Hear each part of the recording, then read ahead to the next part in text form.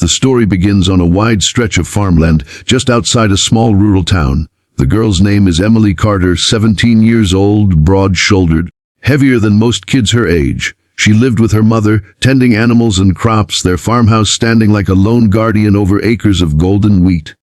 At school, Emily was the easy target. Kids whispered, "Fat farm girl," in the hallways. Some pushed her in the cafeteria line, spilling her food tray. Others mocked her clothes, worn-out jeans and boots stained with mud. She never fought back. She swallowed the pain, lowered her head, and kept walking. What they didn't know was that every morning before dawn, Emily walked miles across the fields with a heavy rucksack strapped to her back. Her late father, Sergeant William Carter, had been a decorated Green Beret sniper. Before he passed away 2 years ago, he spent his last days training Emily, not with empty words, but with discipline, push-ups in the mud, crawling under barbed wire, holding her breath for minutes while steadying a rifle. "You're stronger than you believe," he'd whisper, "and someday you'll have to prove it." At school, Emily's tormentors escalated. A group of local boys, led by Chase Miller, the son of a wealthy land developer, enjoyed sneaking onto her farm. They mocked her animals, vandalized fences, and once even spray-painted COW across her barn doors. Emily's mother reported it, but nothing changed. The boys' families had money, and the sheriff looked the other way. Emily spent her nights crying silently, her hands blistered from farm work, her spirit torn between shame and fury. The farm was her father's legacy. She would never leave it. But every cruel word etched itself deeper inside her. She was reaching her breaking point. The turning point came one summer evening. Emily was carrying feed buckets when Chase and his friends drove their truck across her field, laughing, throwing beer cans, tearing tire tracks through the wheat her family depended on. Emily stood in their path, trembling but unmoving. The truck skidded to a stop inches away. Chase leaned out the window sneering, "Move, cow, before we run you over." Something inside Emily snapped. The words of her father thundered in her ears. "Don't run, don't bow, stand." That night, Emily opened the old trunk in the attic, her father's. Inside lay a worn military jacket, dog tags, and a rifle wrapped in cloth. She touched the weapon with reverence, remembering the long hours he had spent teaching her aim, focus, patience. Her tears turned into resolve. Emily whispered to the empty attic, "Dad, I'm ready now."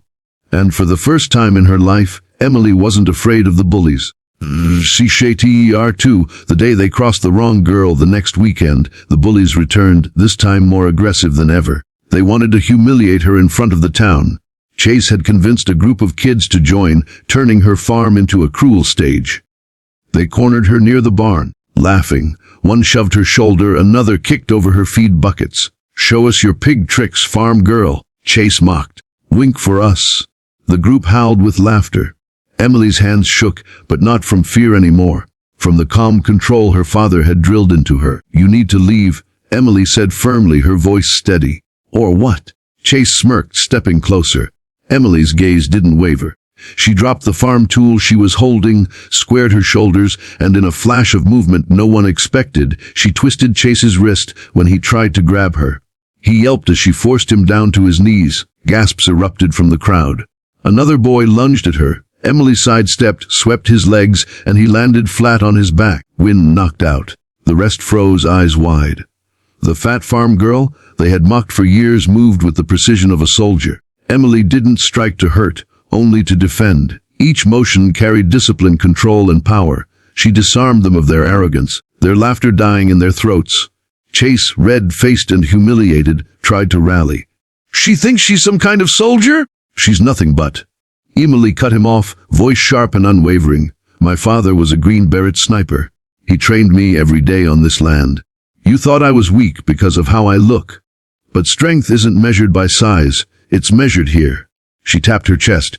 "And here." She tapped her head. Silence fell. The bullies backed away, dragging Chase with them. None dared return to the Carter farm again. Word spread through the town.